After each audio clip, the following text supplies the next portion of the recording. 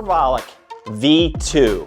This is a super safe and effective natural anabolic. Not only is this product going to help you increase protein synthesis, which basically means muscle recovery and growth, it also may inhibit myostatin, which is a protein in your body that is known to inhibit muscle growth. This is a complete natural anabolic that works through multiple different pathways, has multiple trademarked ingredients.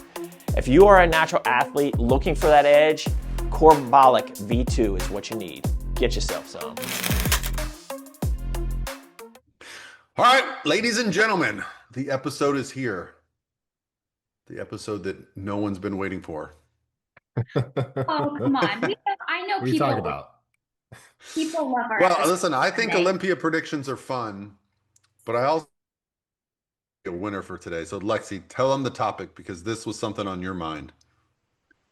Okay, so we are going to talk, well, we're going to do some Olympia predictions for bikini, but we're also going to talk, I had this idea to talk a little bit about, like, as an athlete, and I mean this respectfully, stop overcomplicating things. And I feel like we live in an era where, like, it's a great thing that we have so much information out there at our leisure between podcasts, YouTube videos, coaches, posting more on Instagram. But there comes a point where it's like, if you soak up way too much information, it's like you get confused, you get overwhelmed, you constantly think I'm not doing enough or I'm doing the wrong thing. So we're going to talk about, like, how you kind of need to just stop overcomplicating things and how maybe taking in too much information and overthinking is actually holding you back. Yes. Especially as coaches, we tend to have our focus on our athletes, on our process, on paying attention.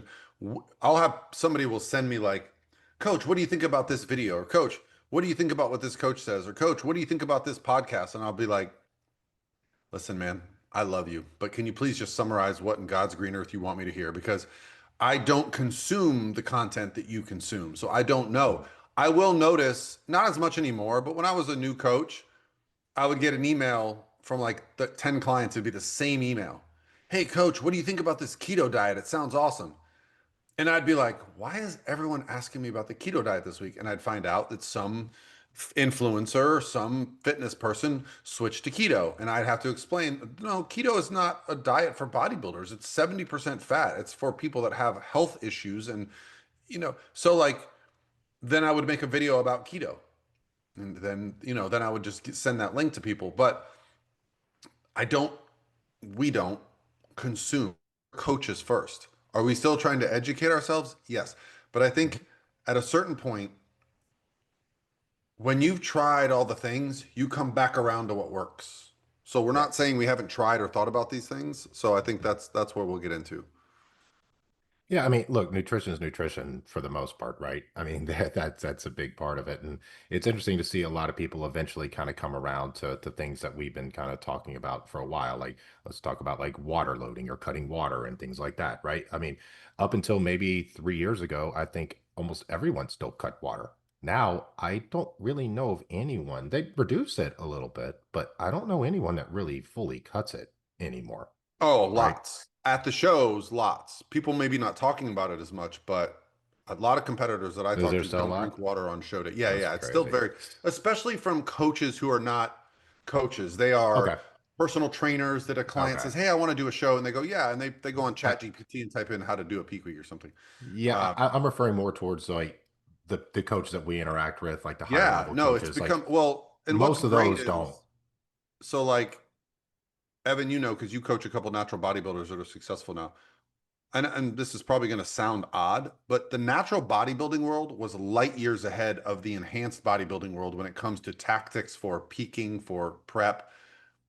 If you've ever gone to a pro natural bodybuilding show, you would be blown away at the level of conditioning, muscularity, and muscle size and fullness for these athletes that you hardly ever see it anymore in the IFBB at the highest level. Like the 90s bodybuilders used to come in way harder, denser, full. I don't know. Like but now it's starting to come back around. And I think Yeah. you're starting to see athletes that are taking a more, they're keeping water in, maybe managing it, they're carbing up again. But yeah, it's cool to see from my perspective. And I think honestly, it's one of the things that made me stand out as a coach when I first started coaching competitors is like I was taking my athletes into these shows. I used to say I'm going into a knife fight with a gun because my athletes are eating into the show while those athletes, but Thursday, Friday, Saturday, they start to look worse. Oh, I actually have a really funny story to go along with this. So we'll talk about that. But first, let's get into the Olympia predictions. Let's do Well, it. actually, before we do that, we have a question. Before? Yeah, we have a question for you guys. So we've been asking a question every week. Great, from you guys. great question.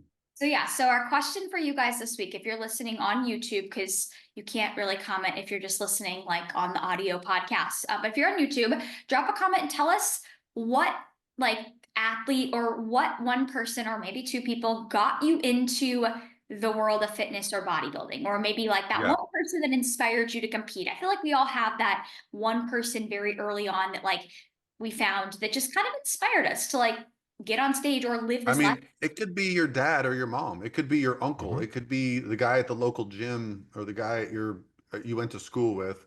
Or Yeah. it could be like for me, I mean, I think it would have to be Arnold. Like Arnold, seeing him in the movies when I was a teenager, I was kind of like, well, I want that. Let me go buy a magazine Yeah. and No, then I mean try we've this talked workout. about it. We've talked about these people a little like gosh, several episodes ago, but I think for me, like I would say personally the person that got me into like fitness was I had an in-person trainer for a little while in high school, like for a couple sessions just to kind of learn the ins and the outs of like how to lift safely.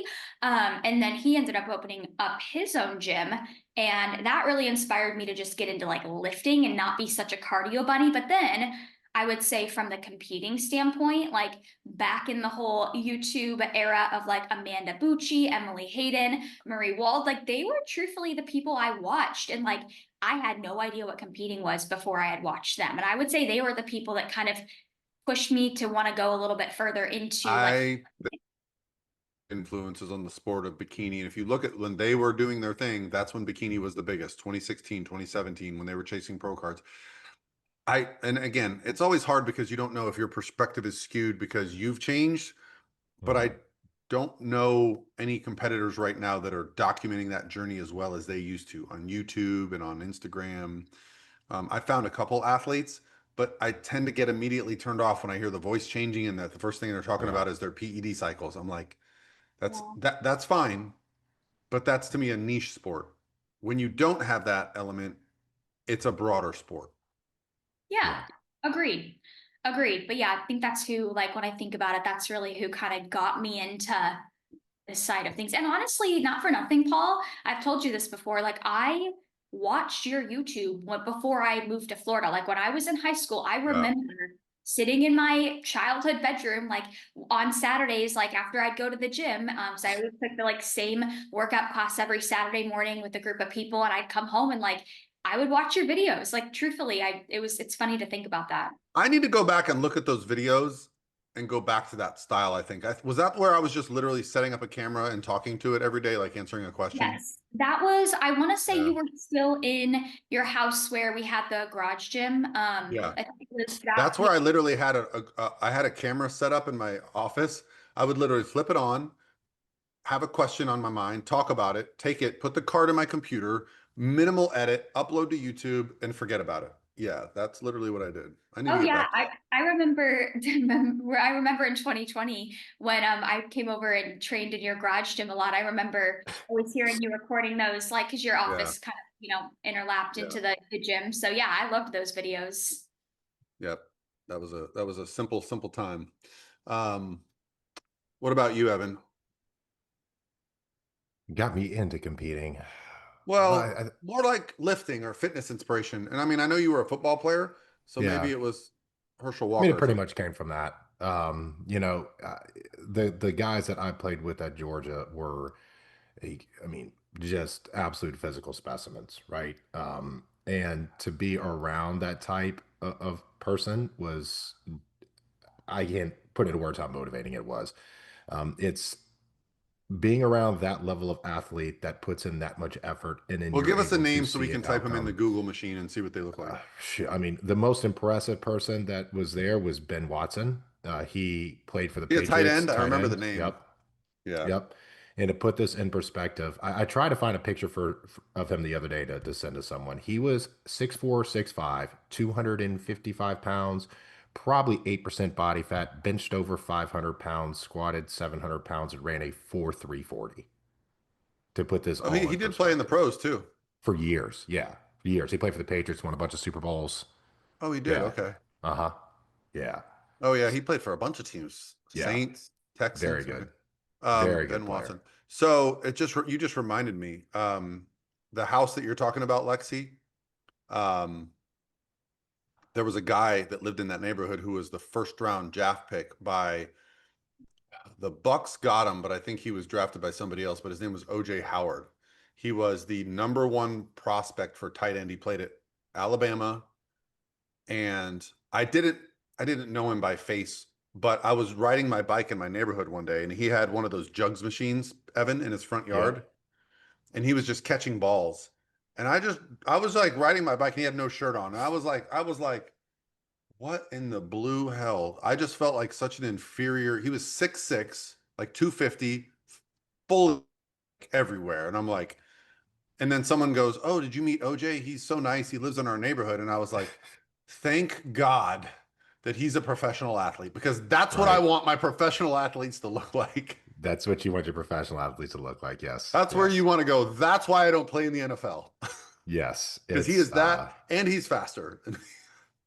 I mean, it's on a whole nother level of person, right? And then I mean, when you get Yeah. out, right, you always see the people in the gym that just look crazy, they look insane, and it motivates you to just be better. And um, it's and then the first time I feel like you actually get to that leanness level and you realize it's possible, you're like, oh, cool, this is what I look like lean. Now I just need to add all the muscle on top of that, right? And that's where I That's think the it really gets addictive, is seeing those changes and You seeing know what those was a big changes. one for me? You just made me think of, because he was a tight end, was Shannon Sharp used to do a lot of Yep. stuff with EAS supplements. And I remember those magazine ads and being like, dang, like he just has all the muscle and he's an So athlete. Yeah. funny you said that actually, because I remember that he's another one. I was in high school and Yeah. I went to a sports training facility. The guy that helped us out a while, he was like the speed and conditioning coach for like the Olympic bobsled team. And he was Shannon Sharp and cornerback, I think it was cornerback for the Broncos at the time, called Tyrone Poole. And they were both in their training the same time I was. And to see Shannon Sharp in their training and running on that treadmill, because they had one of the really, fast treadmills where it cranks it up to crazy speeds. You can only run it for like 5 or 10 seconds at a pop. Ooh, Nelly. When you're young and you see in the flesh the top of the top athlete, it Yeah. is a crazy experience. And not on the field, not playing the game, right? But training. Well, and this is where, like, when people that haven't been around real athletes, like, nothing against, but it's not really athletic.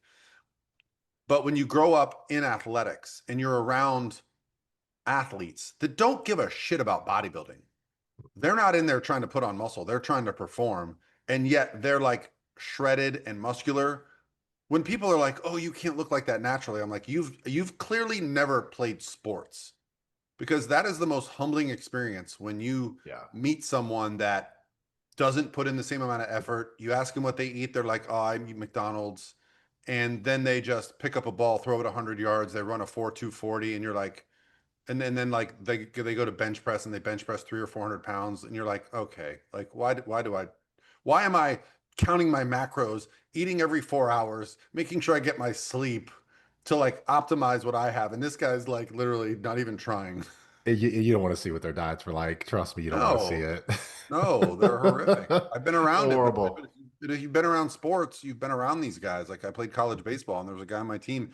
We used to go to Golden Corral and McDonald's. That was our Oh, yeah. per diem meals, Right? and these guys are still peeled. So anyway, yeah. So my first fitness inspiration was definitely seeing Arnold in the movies. I got the Arnold bodybuilding encyclopedia. I got it right there. I still got it Yep. right there. That yellow book right behind me. Um, yeah. Yeah. And then I found Lane Norton. That was the first like intelligent bodybuilder, I would say. Like, I was trying to do the Jay Cutler, 24 sets of biceps twice a week, that stuff, which was fun, but it didn't really provide a lot of value. But Lane was the first person that I was like, huh, well, this guy's saying stuff that no one else is saying, talking about nutrition in a different way. Like, you don't have to eat Yeah. chicken and broccoli. The reason you eat chicken is because it's high in protein. The reason you eat broccoli is because it's got a good amount of carbs and fiber for how the volume. But he was the first person to be like, you can eat whatever the hell you want if it fits your, nutritional goals. And so like what he said provided the next evolution for me of going, okay, I really like to look this way, but nobody wants to eat out of Tupperware chicken and broccoli, but an oatmeal. Like you think that's what you have to do. Um, so I think there's multiple ways to look at that, but yeah. So Yeah. put below, guys, comment your first fitness inspiration, the first person that got you to like look at things a little bit different. Because I'm trying to be that for my kids. My kids are always like, "Hey, Dad, how do you build that muscle?" Or they'll be like, "Dad, how come you have abs and the other dads don't have abs?" Aha, let me tell you, Yeah. it's Oh, all my Pop Tarts. that's such a compliment. That's so awesome. Yeah. My Yeah. oldest is 11 now, and he's the one that's been asking me, like, how come you look different than the other dads? And I'm like, well, Dad, Dad works out. This is my job, part of what I do. So it's no knock on them, but this is just what I do. They're probably Yeah. better at other things than me. But yeah, and you know, not for nothing, my two kids full shredded, but they play soccer. But I had someone ask me the other day, like, oh, what do you have your kids eat? I'm like, anything they want. I have Yeah. jars of candy. I have fruit. I give them pasta, meat, but they just need food. When you're a growing human being growing taller, you don't need to worry too much. Oh gosh, no. Like Yeah. I look back at when I was growing up, I was a gymnast, so I was very active, but I don't really recall ever like trying I never dieted like as a child, and my parents just let us eat what we wanted to eat, but it was just same scenario like what you just said, Paul, and I was still like a beanpole. But at that age you move so much. You're like One of my What one of you're my saying, son's both y'all are saying friends. it's both y'all, everyone moved a lot. Kids don't move these days. Yeah, that's the thing. I live in a neighborhood with when I go to the bus stop with my kids in the morning, there's 100 kids there. I walk around on the weekends here. I don't see any kids here. They do Yep. not come outside. My kids, I take them to the playground 2, 3 times a day. There's a little group of kids there, but for the amount of volume of children in this area, you do not see them outside. So you're right, Evan. I was like, Evan, you and me probably had the same upbringing. I wasn't allowed to be inside. Nah, Like, go you outside, gone. Light go, goes up. Bye. go chop down a tree, go to your friend's house, get out of here. Yep. Come home when the street lights come on. Yeah, and I remember running Yep. inside to eat dinner like it was a chore. I was like, oh, I gotta go eat my dinner. And I'd sit there and I'd be like, can I be excused? And I'd run out the door. Yep. Yeah. Really funny. different world that we Well, live in today. right. Do we want to start with just our kind of quick Olympia predictions then?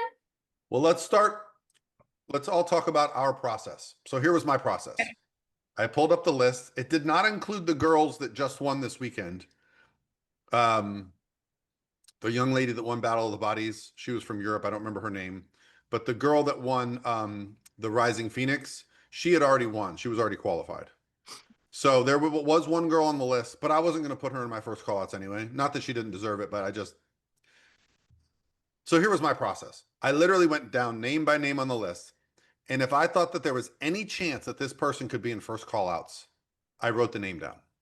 Any chance. First callouts, the most I've ever seen in first callouts is 9, but it's usually 8. And then they usually do a final call out of 4 or 3, right? So these are every name that I believe has the potential to be in the first call outs. How did you guys do it? Kind of similar. I pulled up the list last night. I just went through and I guess the similar concept. I kind of jotted down every name that popped out to me. And there was obviously like there's like 3, 4 names that I knew are going to be a given in first call outs and probably be fighting for like that first through third. But it was kind of hard. I mean, I tried to break down my top 10 and there were a couple that I was kind of going back and forth between, for breaking into that top 10. But as you kind of said before we started this podcast, Paul, it wasn't like I had this extensive list of like 20 girls that I had to weed down to 10. Like I had like 12, 13 girls that I had to weed down to 10. I felt like there's a pretty good core group of Same people. thing. I was expecting to have like 20. And by the end of it, I was like, man, that's not a lot of people. Yeah. It's Yeah. not, but it's an elite group, but you have to go based on, first things first is history.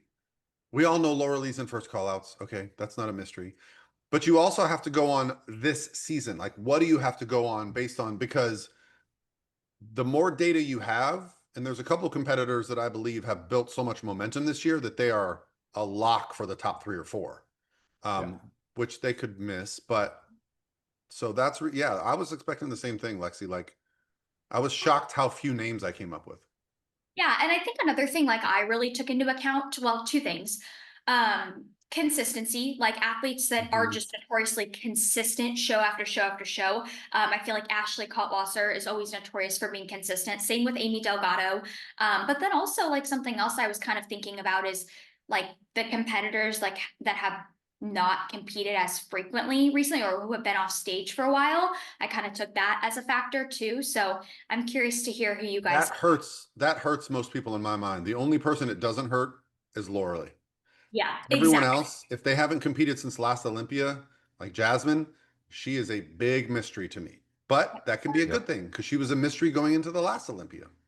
I feel like it can either be a good thing or a bad thing with taking time off because some competitors, if they take some Yeah. time off, they get healthy, they improve. But I also feel like with how rapidly bikini seems to be evolving, like if you want to kind of keep up, if you aren't competing a lot, it can kind of hold you back too. So I don't know, it can go either way. Yeah, but you got to remember the standard at the Olympia is different than every other show. And I know they'll say that's not true, but when you put But it Laura is. Lee in the lineup, that's the standard, right? Currently. And, I would argue that Laura Lee going to Europe would look so out of place. Same thing as I used to say about Jennifer Dory. I watched the show that happened this weekend in Europe, and I looked at the top 2 call out and I was like, that is the hardest, most muscular top 2 in bikini I have ever seen. I was like, wow, they are just getting Yeah, it's a more lot. and more dense in Europe. They're turning it into a full-on like bodybuilding competition in bikini over in Europe. I mean, and look, even kind of what we saw this weekend about all the bodies, I think I think the division's continuing to get harder and bigger, even from just Yeah, what was right. awarded this There was weekend. no big name in that show, and so it allowed for some newer competitors to kind of, and the girls that stood out were just bigger, just more Bigger, muscular, harder, harder. denser, The top drier. 2, when the girl that took second came out, I was like, there's no way. She's way too hard. Like Yep. striated glutes. I'm like, and then she was in Stretched the out middle hamstrings. of Yep. first call out. And I was like, okay, that's where we're at. And that was Tyler Mhm. judging. Yep. Yeah, yeah. Yep. Definitely separation in the hamstrings. Because in my brain, I used to get, feedback like, don't let Daraja have any hamstring showing. And it would just be like an outline of a hamstring compared to like Jennifer Dory, who had just nothing. And I'm like, okay, I don't know how we do that, but okay. But now it's like, oh, you can have some hamstrings. Daraja was just ahead of her time. Yeah. Right. How do we want to do this? Do we want to like kind of go through our top, do we want to all go I'm gonna say all the names, and Okay. I'm gonna go ahead and like listen. If your name is not on here, it's no slight. Why don't we I just don't know. go through and say who we have as 1, who we have as 2, who we have as 3, who has 4, who we has 5, down the list Just do that way. the top 8. Yeah. Sure. I'll do That way top 10. I did top I 10 have because 10. there's a I couple have names 10. I didn't put on this list that it's like I could see. So we'll talk about those 2. We'll talk about potential disruptors. Um, so does anybody have anyone other than Laura Lee winning? I didn't have her initially, but I'm gonna put her in 1. Yeah. So, it's funny, Evan, you and I had a different reaction. I saw her Saturday at the show. I thought she looked fantastic. I saw Oh, I clear think she looks great. separation in Yeah. her abs. She had like a dress on that showed her core. Her shoulders were already popping. I could see her jaws really sharp.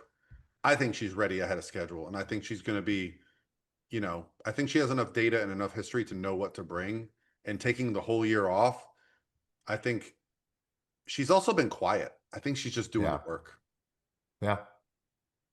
Yeah. And the reason I put her at one is, look, if I think it's close, I think she's going to get the nod because as far as ambassadors for the sport, she is about as good as you get. She's at a ton of these shows. She's at a ton of appearances. She's sweet. She talks to everybody. She's motivating. She's helpful. And she is a good spokesperson for the division. A Yeah. good spokesperson for the division. So Agree. look, I think that stuff matters. I do. Um, when all things are close, certain things help separate. And I think that's one of them. And for as long as the bikini division can stay bikini, she's going to help. Yep. Yeah, and I think she's I've said this before, but she's so captivating. Like on stage, like Mhm. if you have Yeah. never seen Worley in person, when she comes out on stage, everybody like stops talking, and I mean, she is very captivating. So, yeah, I feel She like might be, Lexi, and maybe you can answer this. Is she the only professional bikini competitor? what do you mean by that? Exactly. I'm glad you asked that. She does not have a job outside of her competing. Oh, I don't see her talking about posing, about coaching, about she's so locked in. It's her job is to be the best. yeah, I think you're right. I think she makes her income mainly, I mean, don't quote me, but I think it's mainly off of sponsorship. So, yeah, I think you're right. Because, I mean, Ashley Kaltwasser, she coaches. So, I know Amy yeah, coaches, I know. And not to say that you can't do both, like, oh, but I'm just absolutely. saying, like, the reason she's so captivating, she puts a lot of time and energy into her profession. She takes it very seriously. It's her craft. This. Yeah. What about number two? This was a tough one. It was a toss up between three people. Okay, We're probably all going to differ on this one. you go I'm going to first. go Amy Delgado. Okay, I put Amy second. So really? I actually put Ashley, and I thought about this one too, but I put Ashley. Yeah, I don't and think Ashley's this is competed one that could enough. go many directions, but this is the year that I dropped Ashley. She's way down for me. Yeah. I just think next to these girls, she's going to look smaller this year, kind of like Maureen did at Pittsburgh. See, I've always thought that too. I thought that earlier this year. I was like, you know what? With the way bikini is going, I feel like Ashley's gonna stand out in like, look smaller. But the times I've seen her on stage, she just never appears that way. So I don't know. I don't know. The battler, she does Oh, what she needs to do, and I'm not saying that's not potentially there. I just based on what I've seen this year, I think Amy has made the necessary improvements. She knows what she needs to do. She's made the mistakes, and the best I've ever seen her was at 2 shows this year. yeah. What about you? Who you have, Lexi? For two? Yeah, Ashley. Mhm. Oh, I had Ashley. Ashley. Yeah. Okay. And I also think like not for nothing, like we just talked about Laura Lee being a really good ambassador. Same thing with Ashley. I feel like she's a really good, just like bikini ambassador of the sport. So She does a lot. She travels internationally. She does shows that she doesn't typically need to do. She tries to draw positive attention to the sport. Yeah, you can't say enough good things about Ashley. I mean, Mhm. she's the only original competitor that's still competing and competitive. So, right. um, now three, I'm going to throw y'all. I was a pitcher. I'm going to throw y'all a big curveball. A I big forgot. Dwight Gooden 12-6 curveball. Nobody's gets All my right. references. I do. Reina Perez. I All knew right. you were going to say her. Yep, I knew you were going to say her. I actually have Vanya for three. Okay. That was again, she was one that I've been flip-flopping because I put her at 4. Yep. Okay. What do you I got? have Vanya. I have Vanya in third. Yeah. Yeah, I think that's probably the safer, more correct answer. She just won both Arnolds, but I don't know. I just have this. I just love Reina's physique, and she's just got some wow factor, and so Reina could be 10th, whatever. But like, I'm high on her. Okay. So wait, who do y'all have in fourth then? I have Reina in fourth. Okay, I have Amy in fourth. okay, fair, and I have Vanya. So we all kind of have the same, except for now I put Ashley in fifth. Okay. I got Ashley in fifth as well. Which means, Lexi, you have who in fifth? I have Ashlyn in fifth. Yeah. Okay. So it's funny. So I have her in sixth. I have her in sixth as well. Okay. Okay. So Okay. who do you have in sixth, Lexi? Jazzy. Okay. Okay. That's a good pick. You still don't have Raina on the board yet, which I'm curious about where you're going to put her then. So 7th, Maureen. Let me. All right. I We put finally Marine differed. for 7th. Yep, I put Marine for 7th as well. I have Jasmine in 7th. Actually, I need to make a change here. Okay. All right. So now I think this is where we're all going to have differing numbers because there's no way we have 8, 9, 10 the same. There's no way. 8, I got Maria Acosta. Okay. Okay. Yeah, She I was could, battling it out in the top 3 with like Amy at all these shows. She was in the top 4 at the Arnold.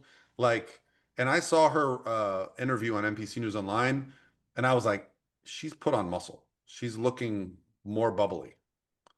yeah, and I was really my 8, 9, and 10, I was struggling with kind of this Mhm. order. So for 8, that's where I put Raina. I had Raina in 8.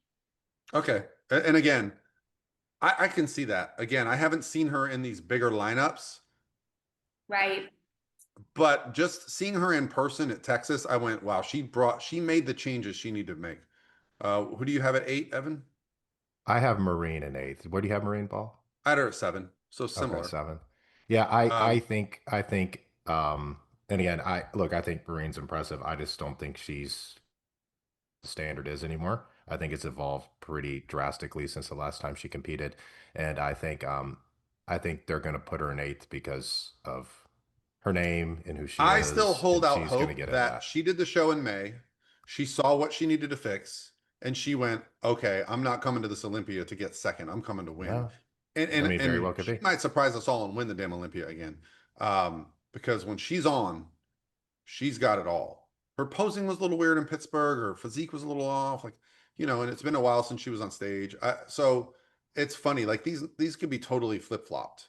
I got Jazzy at 9, which that could be the biggest fumble of the year because she was third last year, but then it came to the Arnold and she was not even looked at. Yeah. I actually put Alice Roca at 9. I almost I put her. probably would Yeah. have had Alice higher, but seeing her last week, I thought, no. Now I know She she didn't has a even. month. She has a month. I'll tell you, this is why I didn't have Alice there, She's is probably because going to do, I think she's doing the Sasquatch too, Alice. every time I've seen Alice on stage, I'm like, wow, like she Yeah, really jumps off. I didn't even recognize her in the lineup. right. I Because didn't her even. conditioning wasn't there. No, I didn't. I was like, Yeah. and they said her name. I was like, oh, that's Alice. Like that's how I did not even recognize her up there. Yeah, Mhm. so Jazzy and 9, and then I took a girl who's been having a lot of success this year, EVS Kandar, Hmm. who's always I could. around those top spots, but when you're talking about potentially top call at the Olympia, structure really comes into play, and when she's in the big lineups, she kind of disappears a little bit. And you have her what place, Paul? 10. Okay. I have Maria 9th and Evie at 10th. So we're all pretty close. Yeah. I actually put Ali Bothauer in 10th. Okay, so the two girls that I didn't put a number by, and again, this was no slight on them, but it's just like you kind of got to go on recent history. I put Ali Vadhauer and Ariana Brothers. Now, when I had Ariana the first year, she got 7th at the Olympia. I thought she's going to be winning the Olympia within a year or two. I haven't seen her take that next step forward, but that doesn't mean she can't come out at this show and win the damn Olympia, right? I don't think she can make that big of a leap from last year, but she could be. She's one of those girls that, like, if she puts it all together, she's one of the few that has the structure, the shape, the muscle, the look to actually be Miss Bikini Olympia. Yeah, it's similar to like Reina, right? Like if you can put it all together, it's If tough to she stand next. brought like Reina's level of conditioning and fullness to the stage, I think they would struggle to not give her the title. I think she's a slightly better version of Laura Lee because she has a little bit of a shorter torso. She's got her Yeah. glutes. The front pose is a little bit. I don't know if she doesn't nail her front, but it's just based on what I saw this year from, I think she was at Girl Power. Was that the show she did or where Girl she got power. qualified? Hmm. It Yes. just doesn't seem like she's figured that piece out yet bring it all right to the stage how it needs to be. So, and then I put Ali Vadhauer was the other one who was in first call outs initially last year or in the top 10, and they moved her out. As the prejudging went on, she just kept kind of sliding a little bit. But again, structurally, muscularity wise, She's one of those. She's one of the girls that can slip into the top 6, even top 5. Huh? Yeah, I had, I listed my top 10, but I would say Maria Acosta and Ari as well. I could see them as kind of, sneaking into that top Which 10. is funny because they live in the same area. That's so true. Yeah. And, and as we talked about, I think in our last podcast, what's so interesting is like, I mean, all these girls look amazing. I mean, you never know how they're going to show up on that day at that given moment, too. Because we talked about last Right. week about how, it can be a struggle for some of these girls that are almost borderline, like too lean, like staying full backstage. If they're having to stand backstage for an hour, because what we have 70-ish bikini competitors getting on stage, like if they're having to stand backstage for an hour, like trying to time the food, the carbs, the sodium, the water in an effort to stay full, that can be really difficult, right? And Not like, even just the bikini division. They've got to oh, yeah. wait for, and I remember last year, and this is something that like you don't really think about as a coach, but last year they were like, "Hey, we have to take um a union break." I remember Yeah, it's that. in Vegas. You have to do that. So they managed to get the bikini Olympia in last year projected before the union break, but it was like going on 2 o'clock, and they're like, we're gonna have to stop the show because of the unions. They managed to get it all done, but this year with men's physique being bigger, which goes right before, they might not be getting on stage till 3-4 o'clock, 2-3-4 o'clock, something like that. So that's, and then again, for anybody that's from the East Coast, you're in Las Vegas, you're at 4,000 feet elevation, the climate is drier. Like there's just these weird little things that that are hard to account for peaking for a show of that size. No girl's ever been at a show with 70 competitors in their class.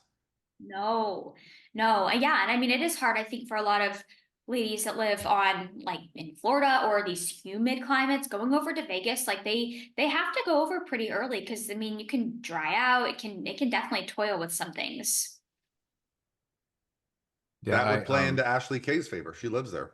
Yeah. And Amy Delgado, she lives there too. So, I mean, not for nothing. I mean, I think it's gotta kind of take some stress off of their plate too, just, being local. I've always heard every Olympian athlete to say that the Olympia, although it's extremely fun, it's such an honor to be there. It's a lot because it's like it's not just the show, they have interviews days before, they have meet the athletes, like it's a whole event and it's a lot of Well, pressure. and you get everywhere you walk, you get stopped by a fan. Can I get a picture? If you try to go to a gym, they're packed. They Yeah. have the Meet the Olympians that goes for 3 or 4 hours. Yep. I remember last year I went to Torture Gym and in Vegas. Great gym. But I got there and I was so upset because like I got there and this big bus pulled up with just like it was like some big crew that like got there at the same time I did and it was like 25, 30 people and Torture Gym is not big and it was like shoulder to shoulder. I could barely do anything. It was kind of yeah, it I was fun. love Dragon's Lair. I I went there haven't for been there yet. USA's, Flex Lewis's gym that is like literally like a couple blocks from the strip. It's so easy to get to. It's like a $5 Uber. Okay. But if you go down there at any time there's anything in town, I mean, USA's, it was packed. So for the Olympia, don't even don't Yeah. expect to get a workout in. Expect to go in there and do a couple sets and turn your head and say hi to a bunch of people. But Right. unless you go like super early, that's one of the advantages. Like for me, I'm up so early out there. I'll go to the gym at 5 a.m. I don't give a crap. Yeah, I kind of like well, before anybody asks, it's not a public gym. I kind of like Brett's setup in Las Vegas, honestly. Yeah, well, that's where I'll be staying. So that's probably where I'll do most of my training. But I'll have, my people in town come. But yeah, that's his garage. I'm not, you can't. I know, I know. um, Uh, But yeah. there are a lot of gyms. Like I even like Las Vegas Athletic Club. People will be like, "Why do you go there?" I'm like, "It's a nice gym. It's big." And there's a new gym. Well, okay, it's not new, but I think it's like a year old. It's called, I think, Colt Fitness, or I think it's called Colt. Colt Fitness with a C. I Okay. think. Don't quote me, but I know. I don't I'm know. She, quoting you. I am freaking quoting you, Lexi. I'm gonna wear a shirt that says Lexi said Colt Gym. I think that's what it's called. I don't think she probably listens, but Zoe, Pan. Panzarino? Yeah, she always goes to this gym and it looks Hmm. really neat. And I think she's an athlete for the gym, but it is in Let me Vegas. tell you, like I've known her since like 2016, 2017 when she turned pro. I saw her compete this weekend. That is one of the most impressive physical transformations that I've ever seen a human being make. Like she is so muscular but I think it's like way, well, even for bikini, it's too much right now. But man, seeing her on stage is impressive. If you're not I familiar with her, like every muscle group in her body is developed, and it's like, damn. She is a really hard worker too. Like she's one of those that I followed for so long, and her and I talk a lot, and you can just tell she's one of those that truthfully, she just loves the lifestyle. And like I Yeah. think she's living the lifestyle I think regardless. she's actually openly said, like, listen, I might not fit the bikini criteria, but this is what the body I want to be in. And I'm like, when you look at her up on stage, she might have the best physique. If you were just like, if some random person just walked in and said, okay, who has the best physique? She might win. Um, but it's like, I think because maybe she was so thin when she turned pro, there is this element of like, if you have to add a lot of muscle, it just shows up grainier than people that just have natural muscle. Like it's like they naturally are just more dense and big. If you're having to add that muscle over time, it just tends to be more hard and grainy and striated muscle. Um, that No, might but I sound mean, crazy if you.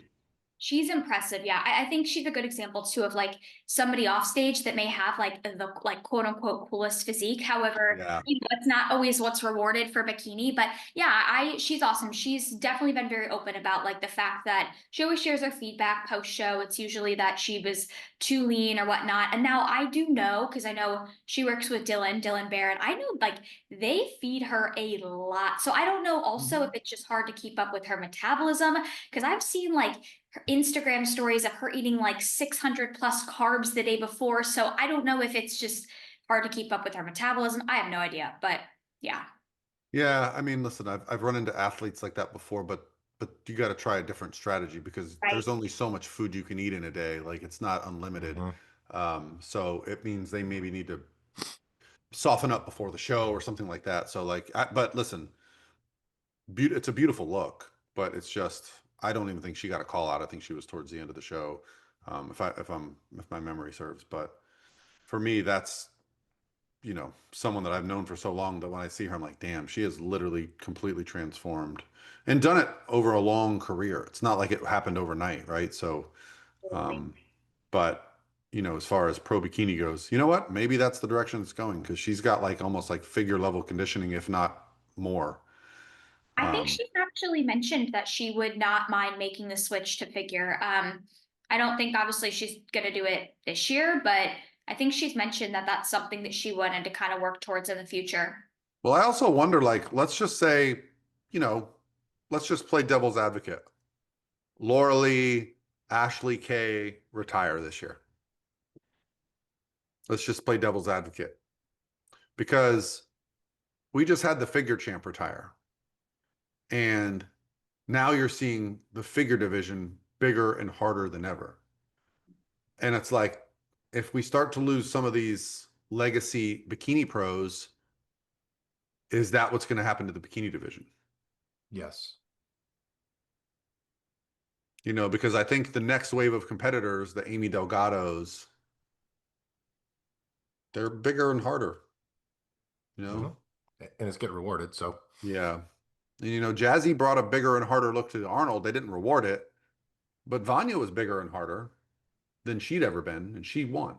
So it's, other competitors notice that and they go, okay, I just got to be a little bigger, a little harder. And then you do that for a couple preps, and all of a sudden it's a new category. yep. So yeah. I It's a little bit off topic here, but I just saw an Instagram post I thought was really interesting. They said, what if the new point system would be implemented now? Who would be Yeah. qualified? And how many people would be qualified? It's actually between all divisions, classic physique, men's physique, bikini, and wellness. It's all Yeah. pretty much the exact number of athletes. How many athletes do you think it is? Well, I think for bikini it would be in the 50 to 60 range. 45. That's a big drop. That's 25 Yeah, less. But here's significant. the thing, Evan. No one was playing towards that Yeah, point system. So they were yeah, getting their win and shutting it down. How many girls would have just got that second win? yeah. So the real issue with that point system, as far as numbers goes, is anybody who gets 2 wins is not on the point system. Hmm.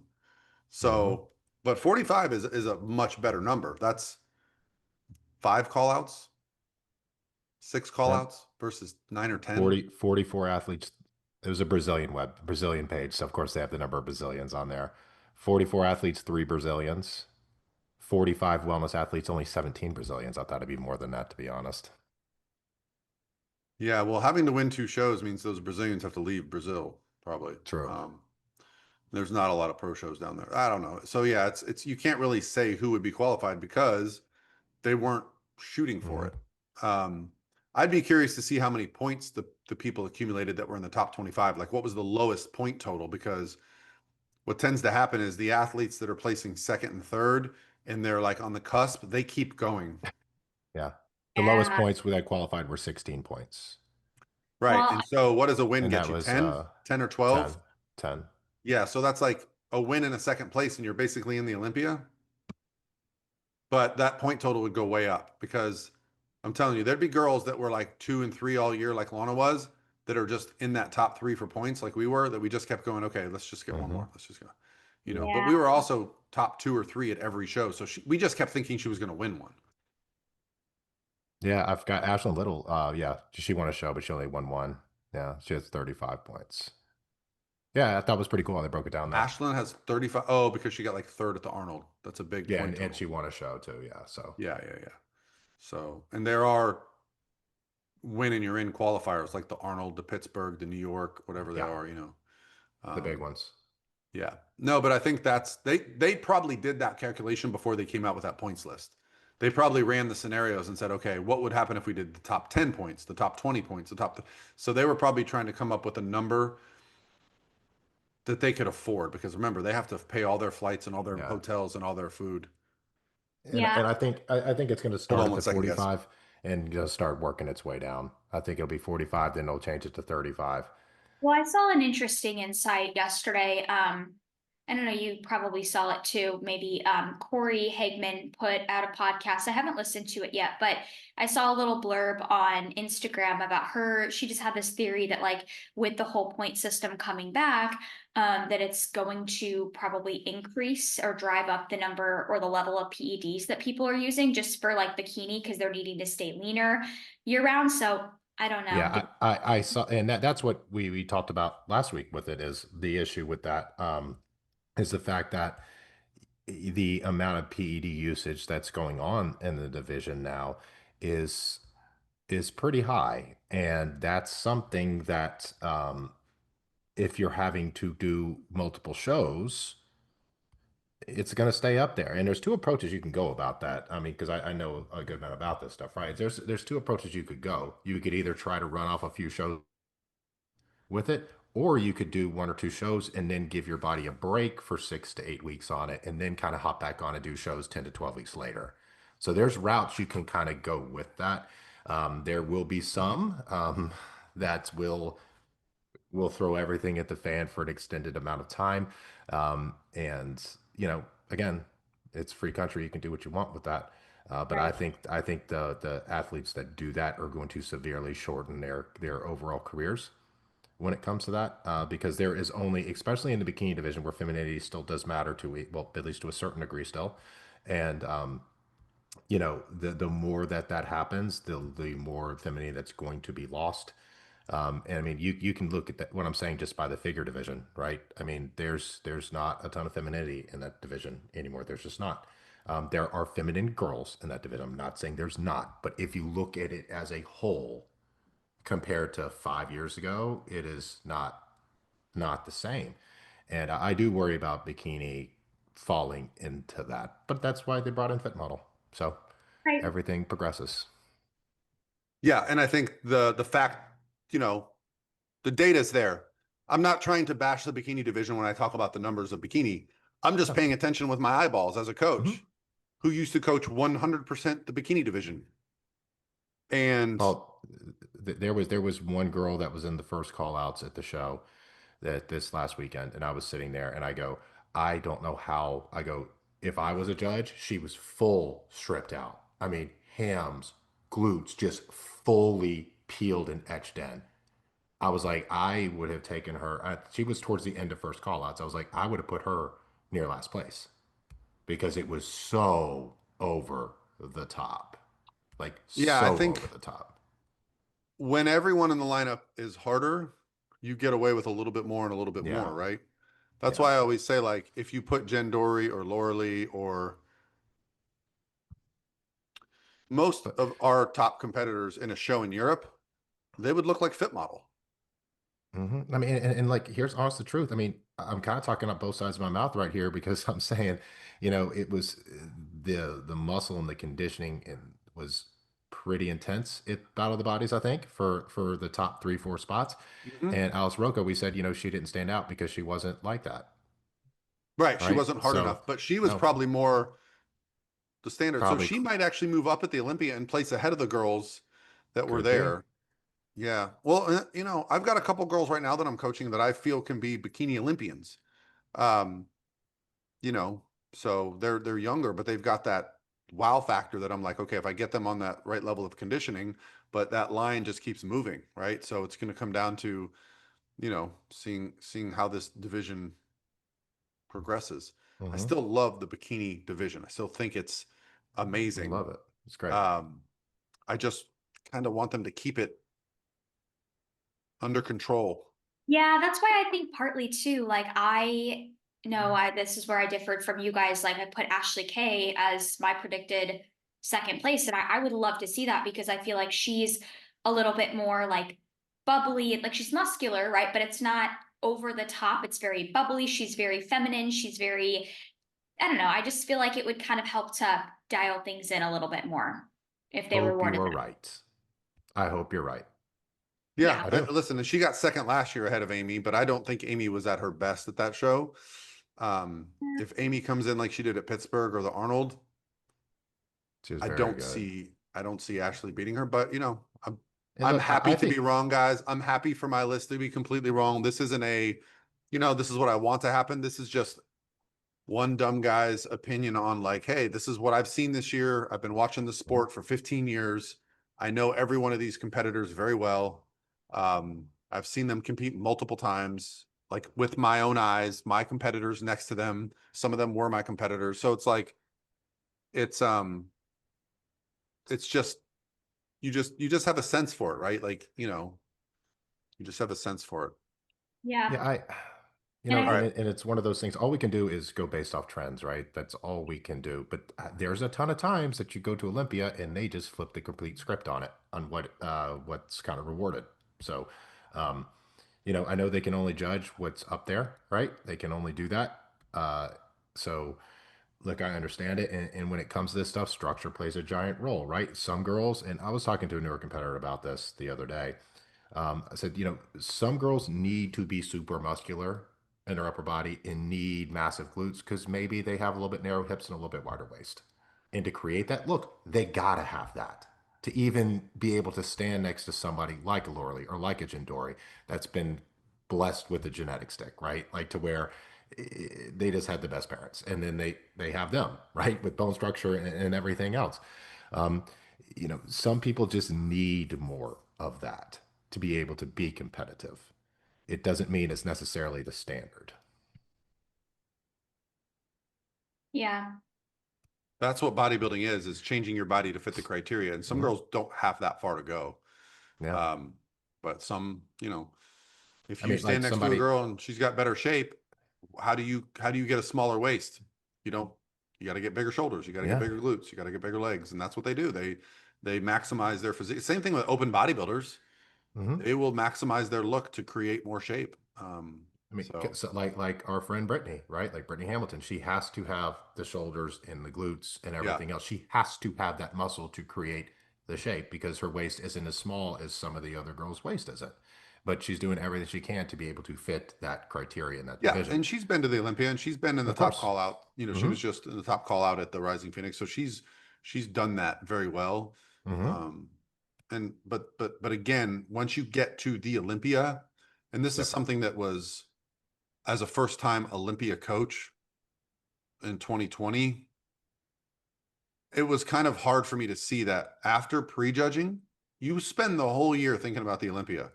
I qualified for the Olympia. I go to the Olympia. Prejudging's at like 10 a.m.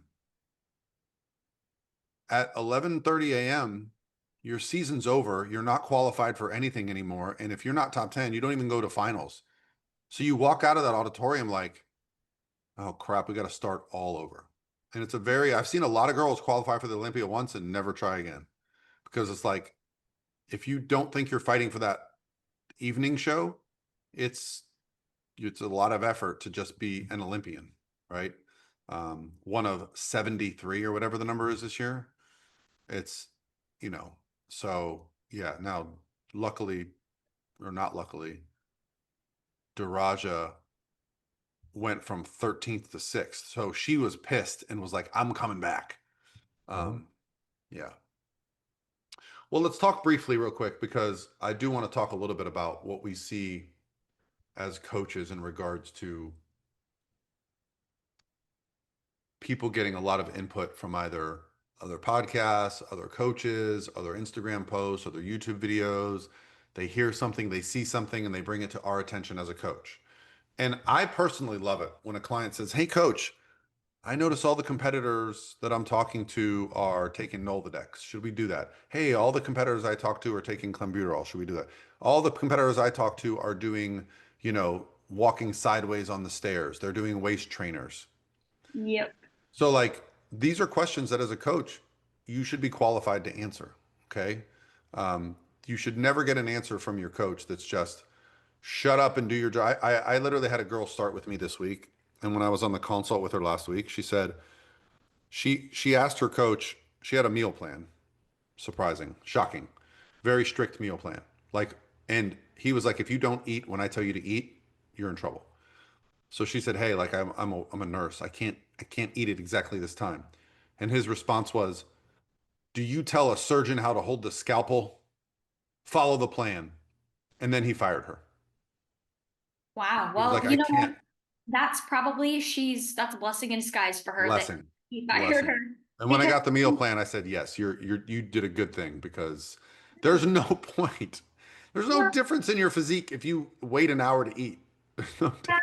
and that's No. the thing. I think our sport attracts a lot of people that are very type A and people that they want to maximize their potential. And I love that. But then that also, usually those same people are doing a lot of research, and that's great. But it can also, there's a point where can become not so great when you're in taking all this different information, and then you're thinking and you're second guessing your protocol or your plan, thinking you're not doing something right, or you're not doing enough, or you're doing too little. But I think when you realize that there is no one best approach for everybody, right? Everybody is going to require something a little bit different, right? So, take information out there that you see with a grain of salt. And also, don't be afraid to ask your coach. Like, a good coach is going to answer a question that you have logically, not just tell you, do what I say and don't ask questions. So, like, if you see something out there, I had a client last week, she was listening to some podcast about training and she sent it to me and had a question, and I explained to her. I said, there's nothing wrong with what they're saying. They're right, but it doesn't mean what you're doing is wrong. Like, what you're doing and what we're doing for you right now is what's best for you, right? So if you find information out there and you feel like it's conflicting with what you're doing, and rather than like convincing yourself that you're doing something wrong, bring it up to your coach. Ask questions. Hey, why are we not doing this? Or hey, is this something you think I could benefit from? And a good coach is going to be able to tell you yes or no, and kind of explain the why too. Yeah. And, I think people typically fall into like one or two camps when it comes to that type of thing. And do I think meal timings are important? Yeah. I mean, I think they're important, but to what degree are they important? Right. I'm a big fan of realistic is better than optimal. If optimal is not realistic, then it's not optimal for us, right? It's not. And could in a perfect world, if those meal timings were spread out, make a 0.5% difference or maybe even a 1% difference? Maybe. Is it worth it to completely upend every aspect of your life for that 1%? I don't think so. Right? Same thing when it comes to things like food choices, right? When it comes to things like how you spread your day out with food. I have some clients that I'm like, listen, we need to tighten things down pretty significantly here. And you would think I asked them to walk the Green Mile when it comes to certain things. Then I have some people I'm like, hey, we need to work a little bit more variety in here. Same thing with that. You would think I asked them to jump off a building. Every athlete is different when it comes to that sort of thing, right? Um, and look, I love it when people bring up questions, when it comes, if it's PED questions, if it's training questions, if it's, and look, if we're in a good spot, or let's say we aren't in a good spot, I'm not against trying things, right? I'm not against it. I think there's value in trying things. If there's logic behind it and it makes sense, sure. Like, I don't have an issue with that, especially if we're far enough out. Then guess what that's going to do? That's going to give the athlete trust in you. It's also going to let them think, never get or never have that, well, what if I did this sort of thing? And I Right. do think there's value in that as well.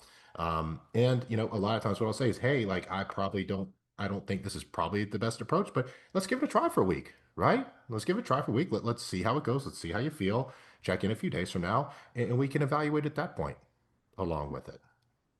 Yeah. No, you bring up a good point, Evan, about a lot of these little things too that clients will come to us, asking about. A lot of times it may be stuff that has like gives that athlete a 1% edge, right? And I would say the higher you become, like the higher up Yeah. the ranking you become, like if you're a bikini Olympian, well then gosh, that extra 1% could absolutely make a difference, right? But if you're brand new to the sport, you've never gotten on stage and you're in your rookie season, like is that 1% edge going to really help you, right? Like at the regional level? I mean, maybe, right? But I think that stuff becomes more important the Yeah. higher up you get and the more elite of an athlete you become. 100% agree with that. If you need 10 more pounds of muscle on your frame, ain't nothing you gonna do gonna make that 10 pounds of muscle appear. It's not. Right. I mean, I had a client that competed this last weekend, and she was like, well, the feedback is I need a little bit bigger legs, and we have two more shows planned. We have one natural show, and then she's doing amateur Olympia. And I told her, I was like, well, we can't add muscle in that time frame, but what we can do is we can make sure we manage our post show. We can make sure that we stay in shape so we can reduce cardio and feed you up, which your legs will be fuller at that standpoint. So you can take things and adjust things, but can we add muscle at this point in 3 weeks as a natural athlete? No, it's not. It's not going to happen. But we can reduce stress and we can get you fuller at that point too if we manage things, Yeah. right? If we manage things. It's quite common to hear an athlete say, I just feel denser. I just feel better after Hmm. they pull out. Like you talked about that, Lexi, when you did your bikini prep and then kind of just reversed out of that. And you were like, man, I'm just feeling better and fuller. Cardio's lower. Not necessarily the scale wasn't changing, but you felt denser. Yeah. And I just felt like more athletic, right? I feel like we all, in any prep, we've all gotten to that point where sometimes you just feel so tiny and it's like, you just feel weak. You feel like, I hate to use the word Hmm. emaciated, but like you just Frail. feel so, yeah, frail and fragile. And like, I hate that feeling. I think every athlete hates that feeling. So yeah, yeah, exactly how I felt when I brought down my cardio, food came up. I was training harder. I just felt better overall, less frail and stronger.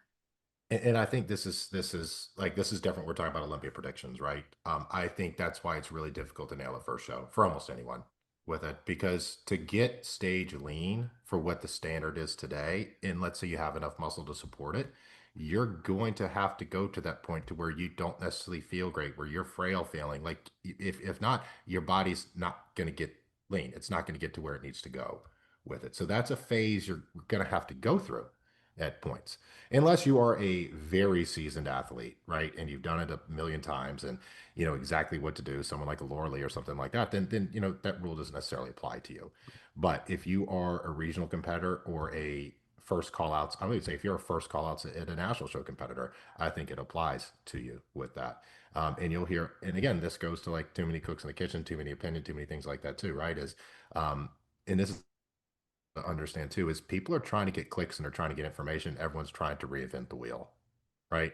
Um, and if it sounds trendy, it's probably not going to be the most Yeah. effective. And I think you're right about sometimes there are people like their marketing strategy is to kind of make it sound like they're reinventing the wheel or they overcomplicate something and it sounds really smart. Like that may be their marketing strategy to kind of lure people in, right? And I think also like competitors deep into prep are in a very emotionally like vulnerable spot where they can sometimes very much so be lured in by that stuff where they can get in their head and believe, certain things they're hearing or believe that they're doing the wrong thing. So yeah. And Paul, I'm sure you know exactly what I'm talking about here. You have kind of have two camps. You have one that makes it like so simple that it's not really quite enough. I think super simple is good for earlier competitors, less to worry about, less to think about. But let's say you're decently seasoned competitor. There's someone that's like, hey, like these are the only few things that matter. Nothing else really matters. And then you have the complete other side of the spectrum that has an entire list of every hour of your day and when you need to take each supplement at every hour of the day and when you need to drink Yeah. your water. It's so over the top complicated that you feel it's it's going to do more or it's going to do Yeah. better. And I think to a degree, sometimes there's comfort in that, depending on your There personality is. type.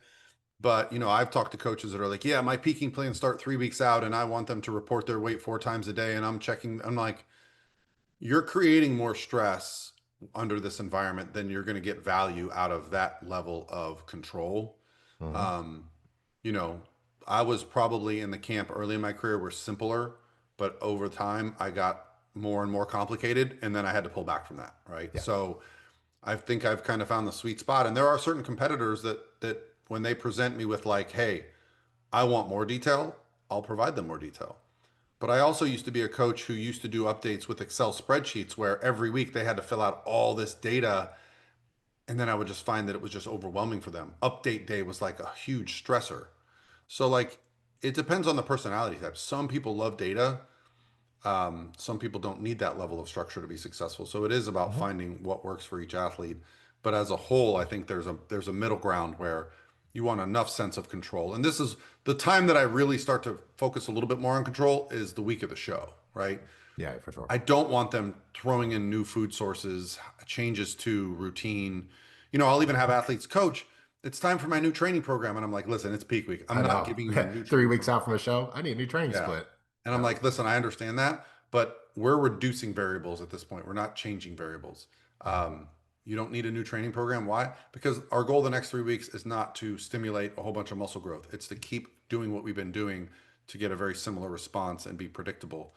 Um, I don't want you getting hurt.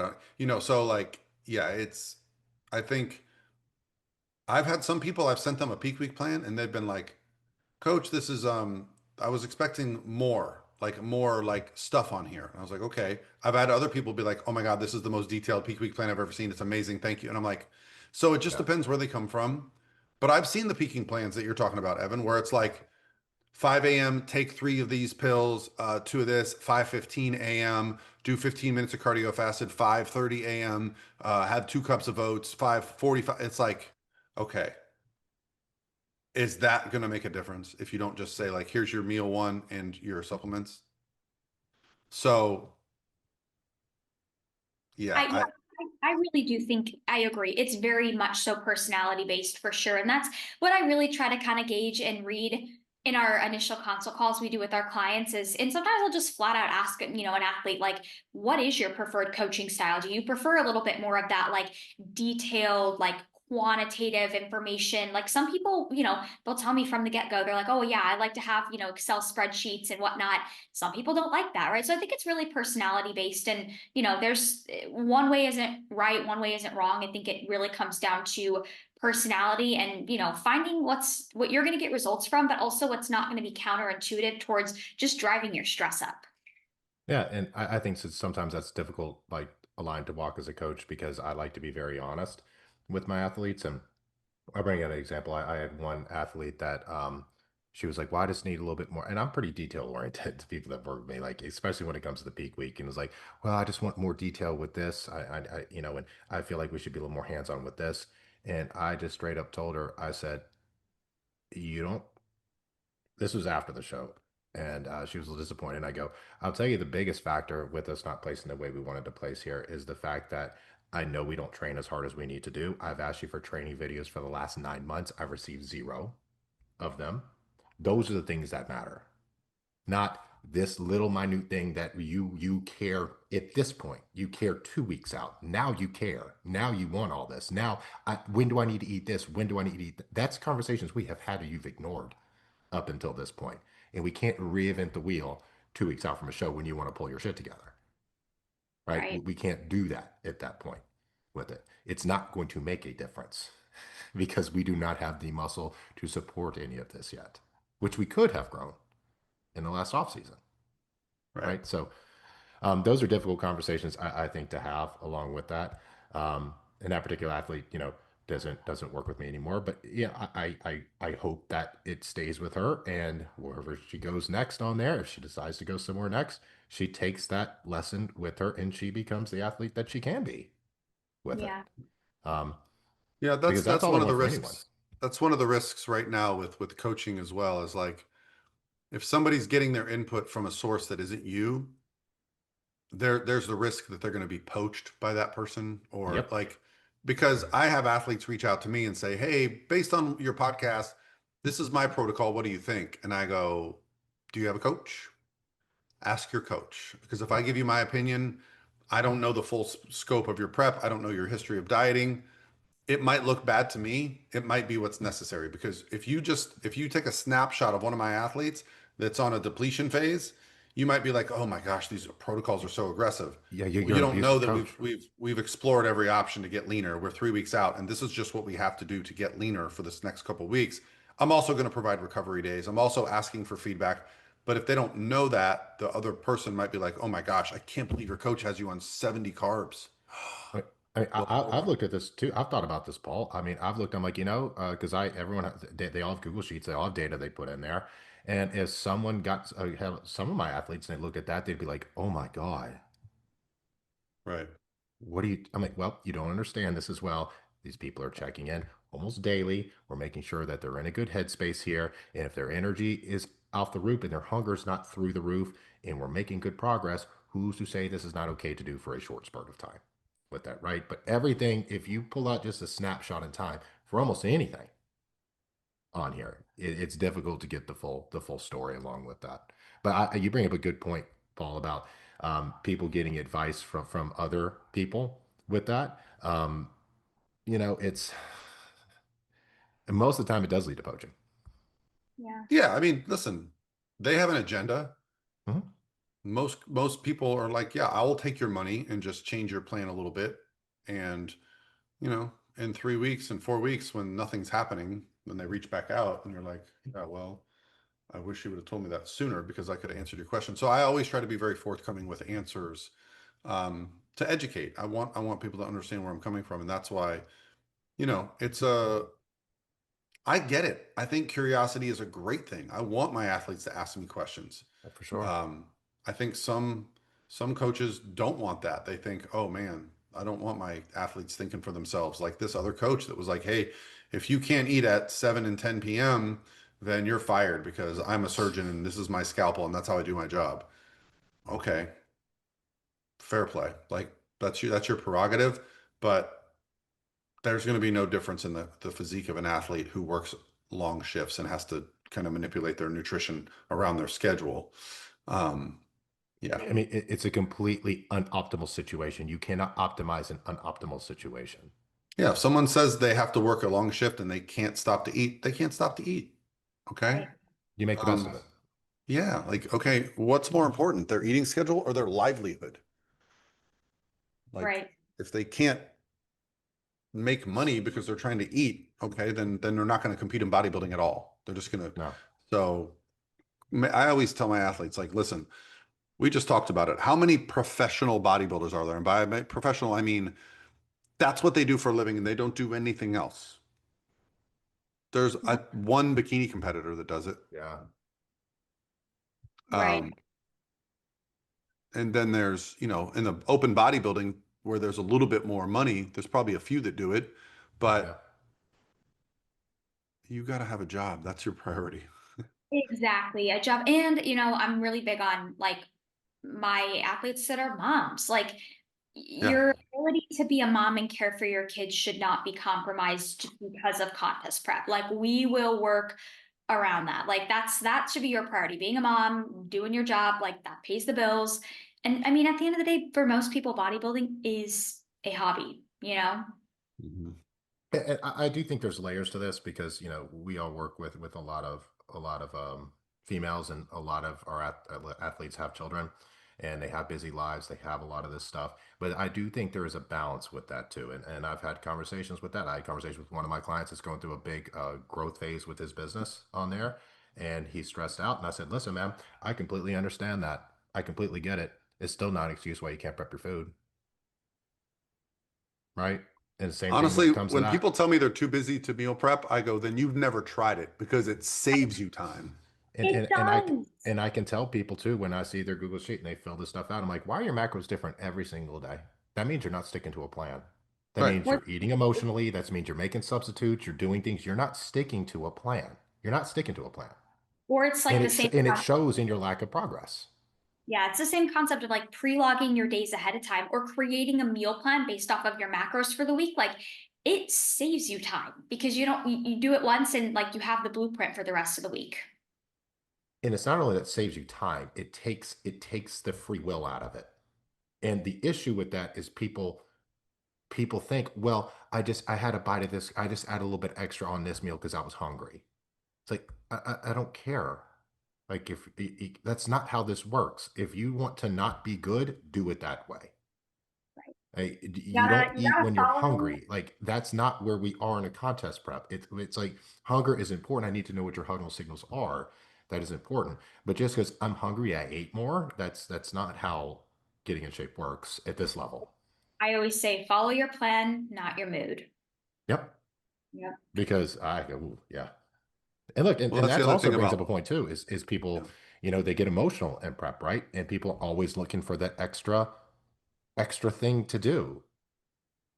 And sometimes they're not doing what they need to do in the first place and they're trying to find shortcuts. Other people are trying to maximize. So again, it's all about kind of read your client too and understanding and having a relationship with them.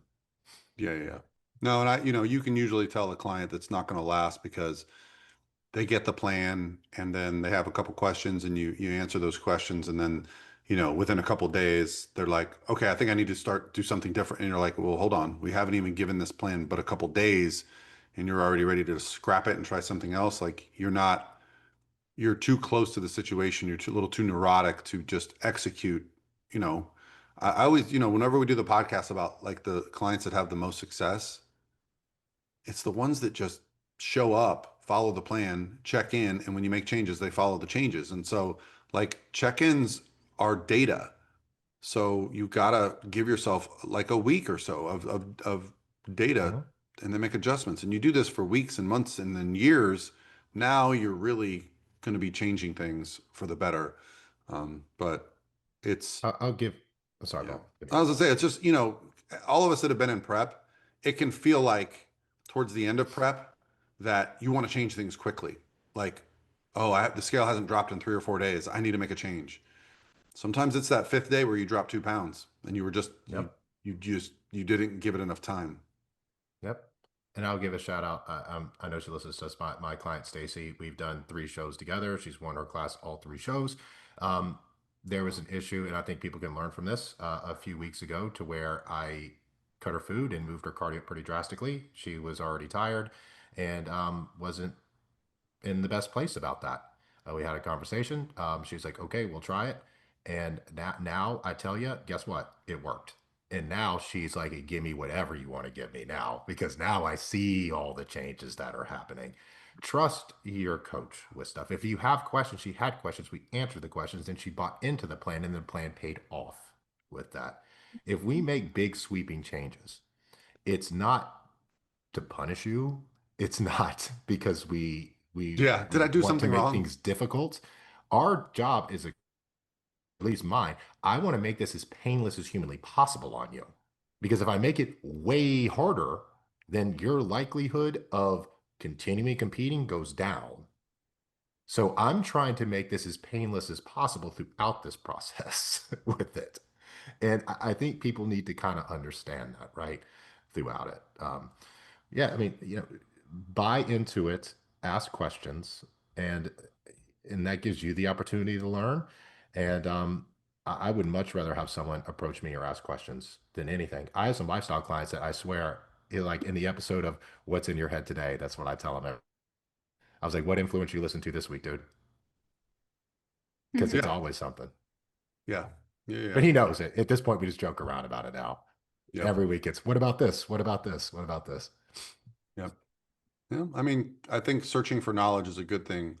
Sometimes you just have to have the perspective of like, okay, because I think as one of the things that experience teaches us as coaches is like we've gone around and tried all these things and we've come back to this point where this is what works. Does this work? It can. Does this work? It can. Does this work? It can. But what we're doing now is optimal based on everything I've seen and learned and everything I know about you. This is the approach that's going to work for you. And you know, every now and then I'll take a client that'll be like, I really want to try something, coach. Okay, let's try it. Mhm. I'll tell you how it's going to go, but you go do it and let's see. And then a week later, they're like, yep, you're right. It's like I told you. Like, you know, I had a client check in today, and this is a new strategy. We can kind of finish up on this because we've been going for a minute. This is a new strategy that I've come up with. So after a show, we've peaked, we've filled out, we've brought the cardio down, they've gone out to eat, they've had a good meal, they had a nice little weekend, and they get back on prep. Or they're going to the off season, either way. What happens that first week back in the gym? What do you guys think? Like, what's typical? Your training's good. They train their ass off. They haven't felt this good in a long time. They've been doing no cardio. They've been eating a bunch of food. They've had some sodium, and they're like pissed off because the scale's up 3 pounds. So they go in the gym and they do extra. They're trying to PR. They're adding drop sets.